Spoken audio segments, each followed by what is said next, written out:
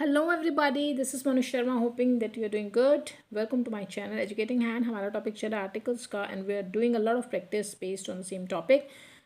Continuing this practice, today we will do exercise number B और आपका homework assignment number है 27. आपकी book है कॉम्पैक्टा. मॉड्यूल नंबर आपका रहेगा 5. So let's begin.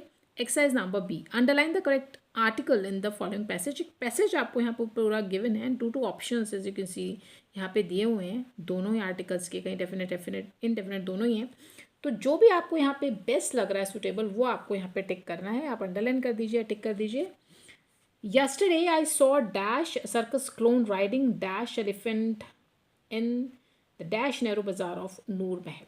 तो मैंने जो है कल एक सर्कस का जो जोकर होता है क्लोन, उसको देखा कि वो एक एलिफेंट को की सवारी कर रहा था. एक नैरो सा बाज़ार है, काफ़ी तंग सा, नूर महल में. नूर महल कोई जगह है, वहाँ पर उसके नैरो से बाज़ार में मैंने एक सर्कस क्लोन को देखा.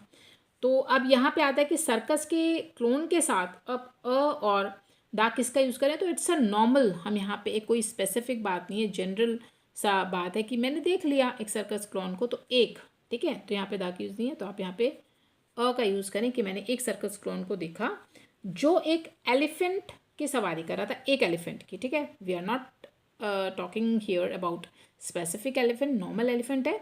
तो ई है, वोवल है, तो एक एलिफेंट के साथ एन आएगा. आपने एन का यूज़ कर लिया. और वो कहाँ सवारी कर रहा था, नैरो बाज़ार में. अब नूर महल का बाज़ार है, it means we are talking about the specific narrow bazaar. अब देखिए, एक नैरो बाज़ार, एन तो आएगा नहीं क्योंकि एन कॉन्सोनेंट है ना. तो इसके साथ एन तो आएगा नहीं, या तो अ होता, तो इसलिए एन नहीं आएगा, तो द आएगा, ठीक है. चलिए, इट इज़ डैश ओनली बाज़ार in the small town that is very old looking shops on both sides of the road.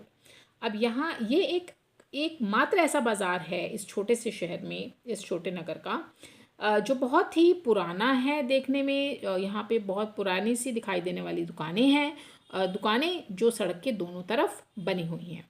तो इट इज़ द ओनली बाज़ार. तो द, देखिए, इट इज़ द ओनली, जब भी आपको ओनली वर्ड मिलता है ना, आपको यहाँ पे आर्टिकल दा का यूज़ ही करना होता है.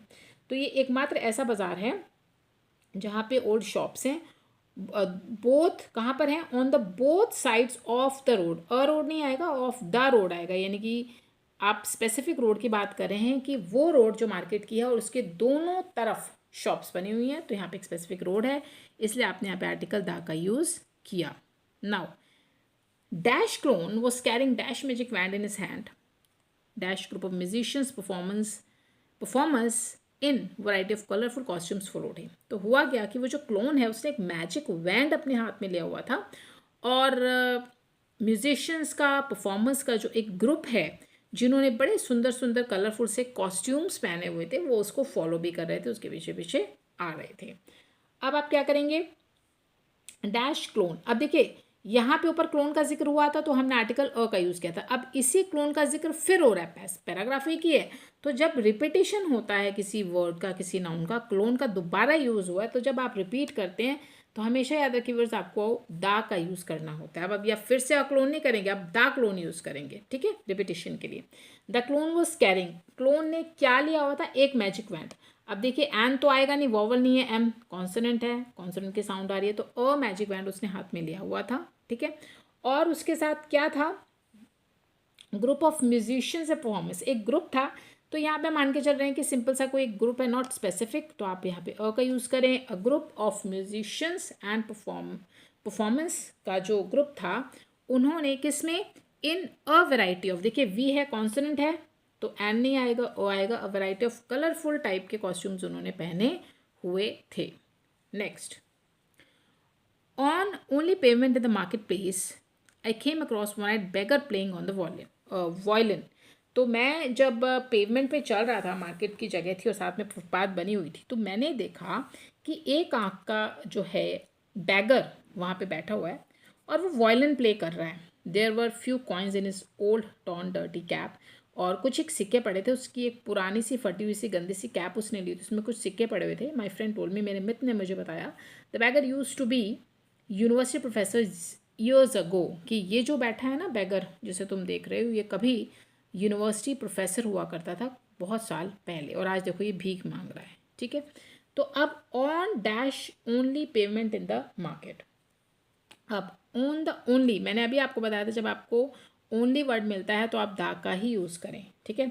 On the only payment, market place की पेमेंट पे आई केम अक्रॉस, मैंने देखा वन आइड, ओ आएगा, ठीक है, क्योंकि ओ है, वॉवल तो नहीं है, वॉवल तो है सॉरी ओ, बट ये साउंड कॉन्सोनेंट की तरह वन, दैट्स वाई आपने अ का यूज़ किया।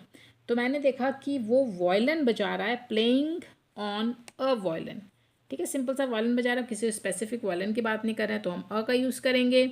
उसने वॉयलन बजाया, there were dash few coins, there were a few coins, कुछ एक सिक्के थे उसकी कैप में, माई फ्रेंड टोल्ड में, और मेरे फ्रेंड ने मुझे बताया कि द बेगर, अब देखिए बेगर वर्ड यहाँ आ चुका है ऊपर, अब रिपीट हो रहा है, तो अब आप यहाँ पे दा का यूज़ करें, ठीक है। अब आपको ये चीज़ क्लियर हो गई होगी कि जब रिपीटिशन होता है तो आप आर्टिकल दा का यूज़ करते हैं। बेगर जो है ये हुआ करता था एक यूनिवर्सिटी प्रोफेसर, अ का यूज़ करें, क्यों मैम, अगेन अब आपको क्लियर हो गया होगा, यू है बट ये साउंड वॉवल की नहीं दे रहा, वॉवल तो है बट साउंड ये दे रहा है कॉन्सोनेंट की। आप इस बात को इस तरीके से समझें व्यूअर्स कि जहाँ यू के साउंड देना वहाँ पर आपने एंड नहीं अ का यूज़ करना है, बिकॉज वो वॉवल के साउंड नहीं होती है वो, ठीक है, वो कॉन्सोनेंट के साउंड होती है जब भी वो यू की देगा, ठीक है। तो यहाँ पे यू को आप प्रोनाउंस करें यूनिवर्सिटी, यू के दे रहा है तो आप अ का यूज़ करें।